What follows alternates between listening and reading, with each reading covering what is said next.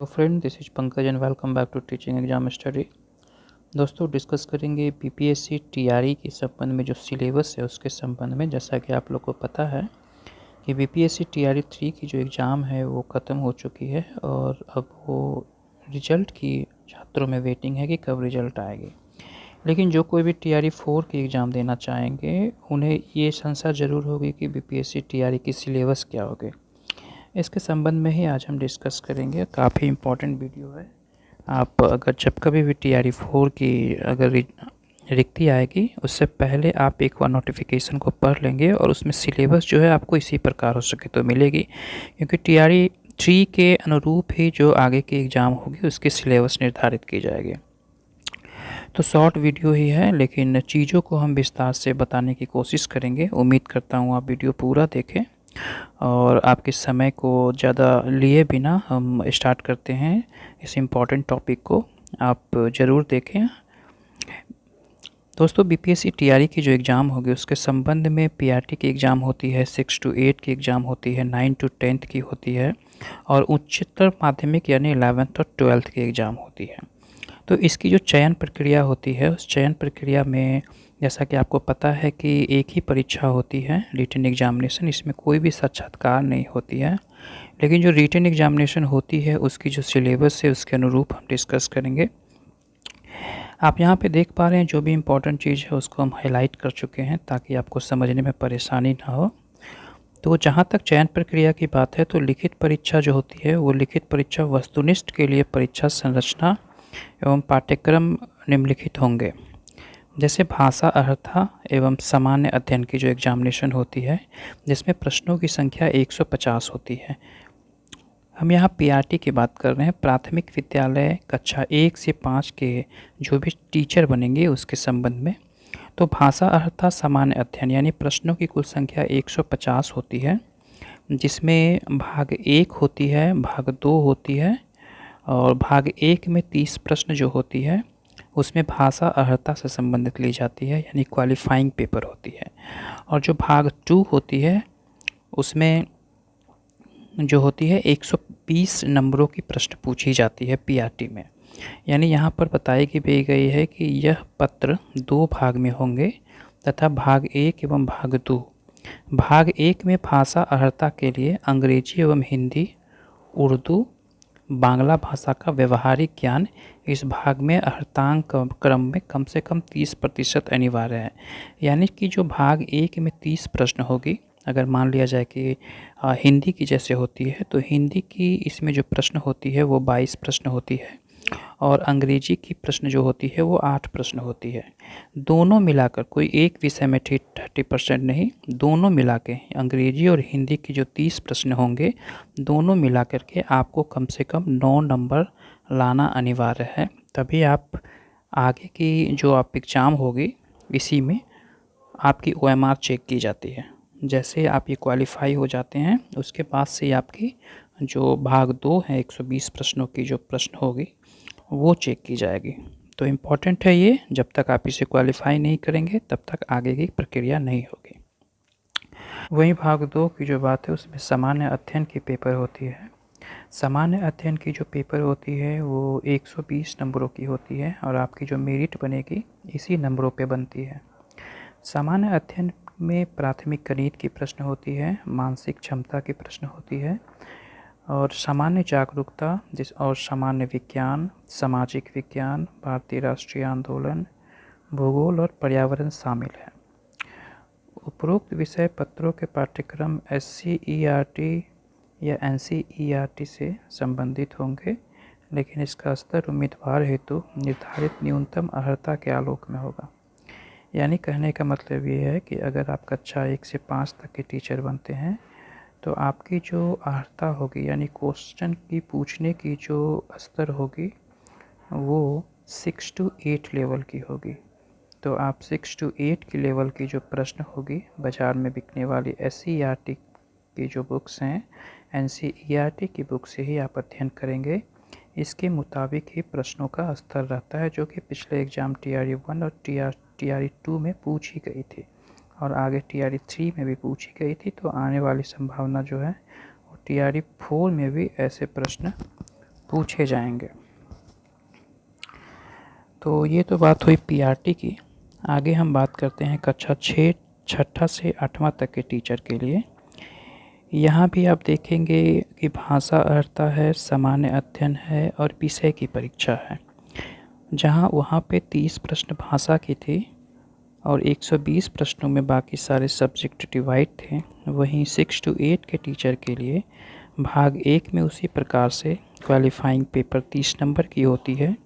भाग 2 में 40 नंबर की सामान्य अध्ययन की परीक्षाएं होती है और यहाँ पे भाग 3 में आपकी जो विषय हैं उसके संबंधित प्रश्न पूछी जाती है।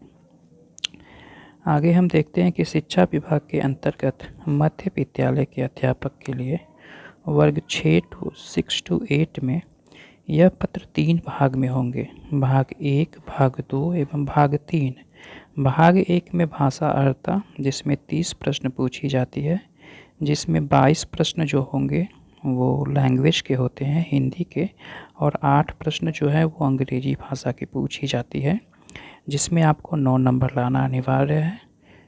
इसमें विषय में उर्दू के अगर कोई छात्र हैं तो उर्दू भी पूछी जाती है और अगर बांग्ला के भाषा के छात्र हैं तो बांग्ला भी पूछी जाती है। इस भाग में अर्हतांक क्रम कम से कम 30% अनिवार्य है। भाग 2 में सामान्य अध्ययन के लिए प्राथमिक गणित, सामान्य जागरूकता, सामान्य विज्ञान, भारतीय राष्ट्रीय आंदोलन एवं भूगोल शामिल है। यानी कहने का मतलब ये है कि ये जो सब्जेक्ट हैं, जैसे गणित के 8 प्रश्न रहते हैं, सामान्य जागरूकता के 8 प्रश्न रहते हैं, साइंस के 8 प्रश्न रहते हैं जिसमें फिजिक्स, केमिस्ट्री, बायोलॉजी से रहते हैं, भारतीय राष्ट्रीय आंदोलन, हिस्ट्री से 8 प्रश्न रहते हैं। तो 5 स्टेप रहती है जिसमें कि आपको 8-8 प्रश्न के 40 प्रश्न पूछे जाते हैं। तो इसकी जो भी स्तर होती है वो एनसीईआरटी बेस पे ही रहती है और एनसीईआरटी बेस से ही अध्ययन करने पर आप इस प्रकार के प्रश्नों को हल कर पाएंगे। आगे भाग 3 की बात करते हैं। भाग 3 में मध्य विद्यालय के अध्यापकों के लिए एक विषय पत्र है। उम्मीदवार द्वारा इन पत्रों में किसी एक पत्र का चुनाव किया जाना चाहिए। यानी अगर आप साइंस बैकग्राउंड से हैं तो गणित एवं विज्ञान पेपर रखते हैं और अगर आप सोशल साइंस से हैं तो सामाजिक विज्ञान, या अगर आप लैंग्वेज से हैं, अगर ग्रेजुएशन में आपने लैंग्वेज पढ़ा था आपकी ऑनर्स पेपर, तो आप हिंदी, उर्दू, संस्कृत तथा अंग्रेजी से के आप विद्यालय अध्यापक बन सकते हैं। आगे है कि शिक्षा विभाग के अंतर्गत 6 to 8 के सामाजिक विज्ञान की चयन की भी प्रक्रिया होती है, जिसमें सेक्शन में 1 में अगर आप इतिहास रखते हैं तो इसके साथ साथ सेक्शन 2 में आपको या तो भूगोल, या तो अर्थशास्त्र या राजनीति शास्त्र विषय में से किसी एक विषय का चयन करेंगे। और यदि अभ्यर्थी द्वारा सेक्शन 1 में भूगोल विषय का चयन करते हैं तो सेक्शन 2 में अर्थशास्त्र, राजनीति शास्त्र विषय में से किसी एक विषय का चयन करेंगे। यानी कहने का तात्पर्य यह है, इसमें 2 कॉम्बिनेशन में बटी हुई है। सेक्शन 1 में अगर आप हिस्ट्री लेते हैं तो उसके साथ साथ आपको एक 40 नंबर का प्रश्न में भूगोल, अर्थशास्त्र या राजनीति शास्त्र विषय में से किसी एक विषय का चयन करना होगा। और यदि अभ्यर्थी सेक्शन 1 में, यानी सेक्शन 1 में आप या तो हिस्ट्री ले सकते हैं या ज्योग्राफी ले सकते हैं, वहीं सेक्शन 2 में अगर आप भूगोल रखते हैं तो इकोनॉमिक्स या पॉलिटी में से कोई एक विषय का आपको चुनाव करना पड़ेगा। यानी 80 प्रश्नों में से 40 प्रश्न हिस्ट्री के होंगे या 40% भूगोल के होंगे और सेक्शन 2 में 40 प्रश्न होंगे। तो आप अच्छी तरह से समझ गए होंगे। उपरोक्त विषय पत्रों के पाठ्यक्रम भी एनसीईआरटी और एससीईआरटी से संबंधित होंगे, लेकिन इसका स्तर उम्मीदवार हेतु निर्धारित न्यूनतम अर्हता के आलोक में होगा। यानी न्यूनतम अर्हता के आलोक का मतलब ये हुआ कि आप अगर 6 to 8 के टीचर बनते हैं तो आपको उससे ऊंचा ज्ञान होना चाहिए। यानी 9 to 10 के स्तर का ज्ञान आपको होनी चाहिए, तभी आप 6 to 8 के व्यक्तियों को, यानी कि छात्रों को पढ़ा पाएंगे। आगे हम बढ़ते हैं सेक्शन 3 की ओर, जिसमें 9 to 10 की टीचर के लिए, इसके लिए एलिजिबिलिटी जो होती है वो आप बीएड होनी चाहिए प्लस जो बिहार सरकार की STET एग्ज़ाम होती है सब्जेक्ट वाइज, वो आप क्वालिफाई होनी चाहिए। उसी के बाद से आप 9 टू 10th की जो PPSC की TRE 4.0 की वैकेंसी आएगी, उसके लिए आप एलिजिबल हैं अप्लाई करने के लिए। भाषा अर्हता सामान्य अध्ययन एवं विषय, जिसमें 150 प्रश्न होगी, जिसमें 30 प्रश्न भाषा अर्हता के होंगे, जिसमें 8 प्रश्न ही इंग्लिश के और 22 प्रश्न हिंदी के शामिल होती है। वहीं भाग 2 में 40 प्रश्न जो होती है सामान्य अध्ययन की, जिसमें 8-8 प्रश्न रहती है, और भाग 3 में 80 प्रश्न आपके सब्जेक्ट से रहती है। आगे बढ़ते हैं कि शिक्षा विभाग के अंतर्गत माध्यमिक विद्यालय के अध्यापक तथा विशेष विद्यालय अध्यापक 9 से 10 एवं अनुसूचित जाति एवं अनुसूचित जनजाति कल्याण विभाग के अंतर्गत 6ठा से 10वां तक के यह पत्र 3 भाग में होंगे। भाग 1, भाग 2, भाग 3। भाग 1 में जैसा कि पहले भी हमने डिस्कस किया है, भाषा अर्हता के लिए अंग्रेजी एवं हिंदी, जिसमें हिंदी के 22 प्रश्न और 8 प्रश्न अंग्रेजी के होते हैं। आसान प्रश्न ही होती है, जिसमें कि आपको 9 नंबर लाना रहता है। यह आपकी भाषा अर्हता की व्यवहारिक ज्ञान परीक्षा की टेस्ट होती है, लेकिन क्वालिफाइंग है और ये क्वालिफाई करना काफ़ी इम्पोर्टेंट है। भाग 2 एक सामान्य अध्ययन पत्र होती है, जिसके प्रश्न माध्यमिक विद्यालय के पाठ्यक्रम से संबंधित होंगे, लेकिन इसका स्तर उम्मीदवार हेतु निर्धारित न्यूनतम अर्हता के आलोक में होगा। इसमें प्राथमिक गणित, सामान्य जागरूकता, सामान्य विज्ञान, भारतीय राष्ट्रीय आंदोलन एवं भूगोल शामिल है। भाग 3 शिक्षा विभाग के अंतर्गत विशेष विद्यालय अध्यापक कक्षा 9 से 10 के लिए एक विषय पात्र हैं। उम्मीदवार द्वारा इन पत्रों में से किसी एक पत्र का चुनाव किया जाना है, जैसे हिंदी, बांग्ला, उर्दू, संस्कृत, अरबी, फारसी, अंग्रेजी, विज्ञान, गणित, ललित कला, नृत्य, शारीरिक शिक्षा, मैथिली संगीत एवं सामाजिक विज्ञान। वहीं SC/ST कल्याण विभाग में 6ठा से 10वां के लिए विषय पत्र में आपको कंप्यूटर को छोड़ करके संगीत कला विषय के लिए संगीत एवं ललित कला को सम्मिलित कर परीक्षा ली जाएगी।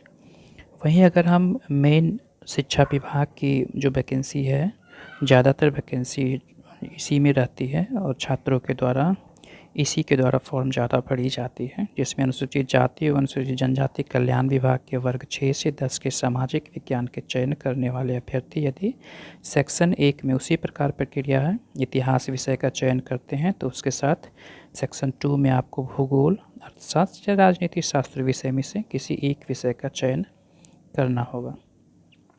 अभ्यर्थी द्वारा सेक्शन ए में भूगोल का चयन अगर आप करते हैं, तो सेक्शन 2 में या तो इकोनॉमिक्स या तो राजनीति शास्त्र का विषय का चयन करना होगा।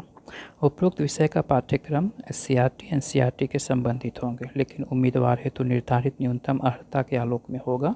यदि अगर आप 9वां और 10वां क्लास के टीचर बनना चाहेंगे, तो आप 11वां और 12वां क्लास की जो NCERT और SCERT बुक हैं उसे पढ़ें, और ज़्यादातर प्रश्न उसी से पूछी जाती है।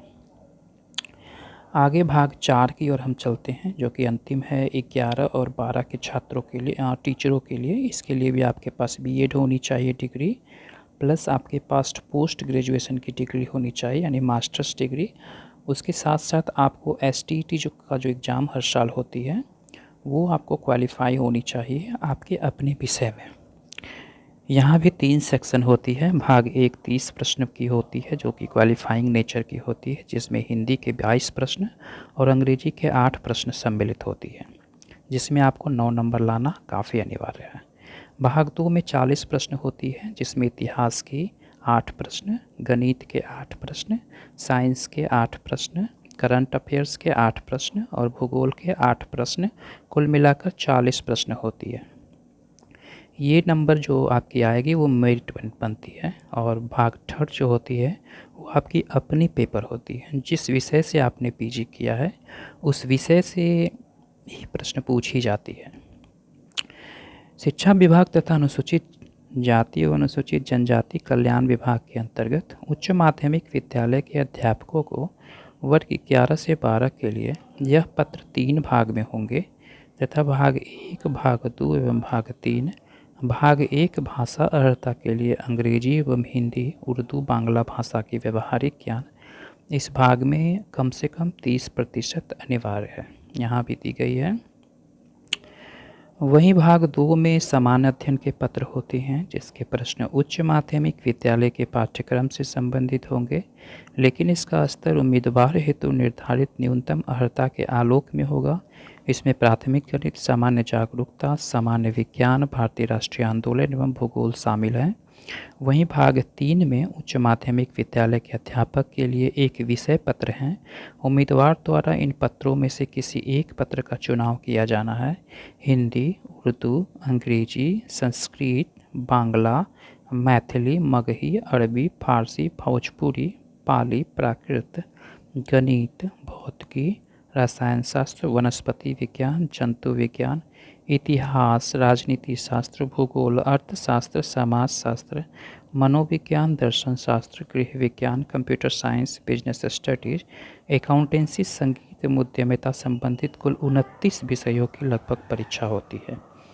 जिस विषय में आपने पीजी किया है उस विषय को प्राथमिकता देकर उस विषय की अध्यापक बनने के लिए आप पीपीएससी टीचर की फॉर्म को फिल करें और एग्ज़ाम में बैठें।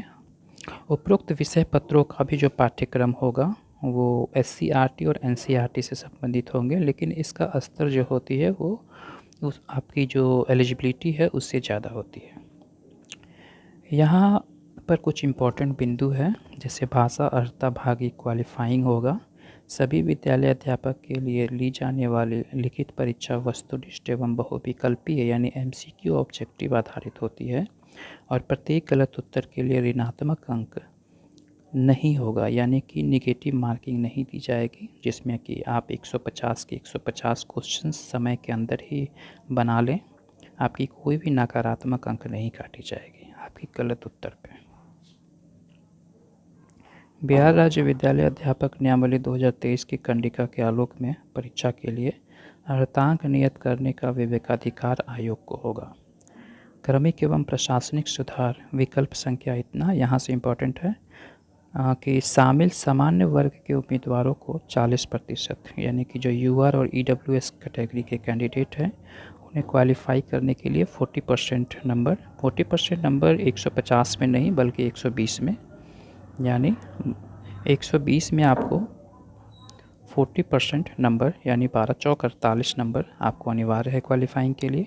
वहीं पिछड़ा वर्ग के उम्मीदवारों के लिए 36.5%, अत्यंत पिछड़ा वर्ग के लिए 34%, अनुसूचित जाति एवं जनजाति, महिलाओं एवं निःशक्त दिव्यांग उम्मीदवारों को 32% न्यूनतम अर्हतांक प्राप्त करना अनिवार्य होगा, अन्यथा वह परीक्षा से बाहर हो जाएंगे।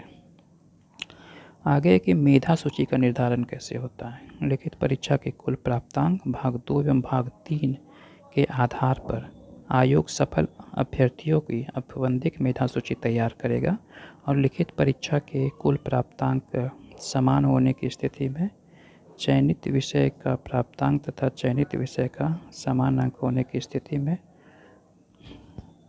भाषा अर्हता भाग 1 विषय के प्राप्तांक के अनुसार मेधाक्रम निर्धारित होगा।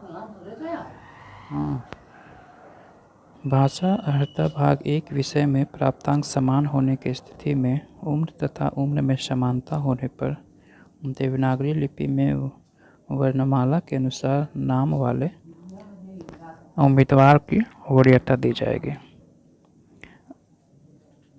आगे के अभ्यर्थी किसी एक ही विषय का चयन कर सकते हैं जिस विषय में उन्होंने शिक्षक पात्रता परीक्षा उत्तीर्ण किया है। यदि अभ्यर्थी एक या एक से अधिक विषय में शिक्षक पात्रता परीक्षा उत्तीर्ण हुए हैं तो उस स्थिति में भी अभ्यर्थी अपनी इच्छा से एक ही विषय का चयन करेंगे। औपबंधिक परीक्षा फल प्रकाशन करने के पश्चात पूरक परीक्षा फल प्रकाशित नहीं किया जाएगा, यानी कि सप्लीमेंट्री रिजल्ट इसमें नहीं दी जाती है। पिछले एग्ज़ाम में दी गई है, जैसे TRU 1 और 2 में भी कुछ विषयों के लिए दी गई थी, बट आगे के एग्ज़ाम में ऐसे मेंशन कर दी गई है कि आपको पूरक रिजल्ट नहीं दिया जाएगा। आगे यहाँ पे साक्षात्कार के बारे में है कि इसमें कोई भी इंटरव्यू नहीं लिया जाएगा। बस यही जानकारी देनी थी दोस्तों। उम्मीद करता हूँ कि आप जब कभी भी TRU 4 की एग्ज़ाम आए तो आप सिलेबस के अकॉर्डिंग ही तैयारी करें और अपनी एग्ज़ाम में एक रिजल्ट जो है, एक सीट जो है वो पक्का कर लें। उम्मीद करता हूँ वीडियो आपको अच्छी लगी होगी। वीडियो को पूरा देखने के लिए धन्यवाद दोस्तों। Thank you very much.